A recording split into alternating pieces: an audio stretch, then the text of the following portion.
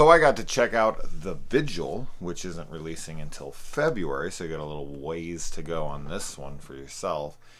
But it is about a young Jewish man that is asked to sit on a vigil as a shomer, but he wants them to show him the money. The shomer the money? Show me the money? Um, Jesus. But so in case you don't know what a vigil is, like I kind of did know what this was because of films, not because I have really any knowledge of Jewish religious beliefs. But it is after someone dies, a family needs to sit around a body for some reason. I'm sure I'll have people in the comments below telling me what it is and what a moron I am for not knowing. I don't know why I would know these things, but there you go. I mean, they kind of talk about it in the film, but very little. Anyways, so there's this body that no one else will sit around. And so he is told all he has to do is sit around this body for 5 hours for $400. And he goes there, and of course, you can pretty much guess what's going to happen here. This is like a haunted house movie. Unfortunately, this one. Now, I do think, before I say anything, I do think that Jewish people might have a better appreciation for this film because I feel like there's a lot of stuff going on in here that they could relate to. That although I'm not completely dumb to it, it just didn't land for me as well because I've just kind of had no connection to it. You know what I mean? I knew basically everything that was going on, but it just didn't resonate with me. But anyway, so as you can probably tell, I just found the movie to be extremely generic and tropey. It just takes a concept of this vigil and it turns it into a pretty basic standard haunted house movie. Now, there are some good things here.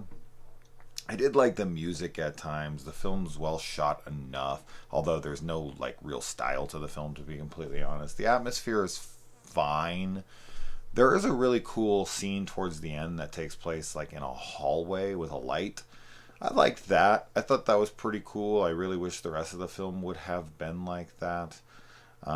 It just felt pretty uneventful, and as I said, it's just very tropey, very jump scare heavy. None of the scares or eeriness, creepy setting, any of that stuff, none of it feels unique. I could watch any scene from this movie in the future and I couldn't tell you what movie it was from because nothing in it is memorable to me. Outside of maybe that hallway sequence, that's why I'm saying. Maybe I'd remember that. But everything else is just throwaway for me.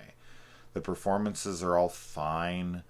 The story is fine. It just didn't work for me. But that is what it is. I think it's rated PG-13 from what I saw, and it definitely feels it.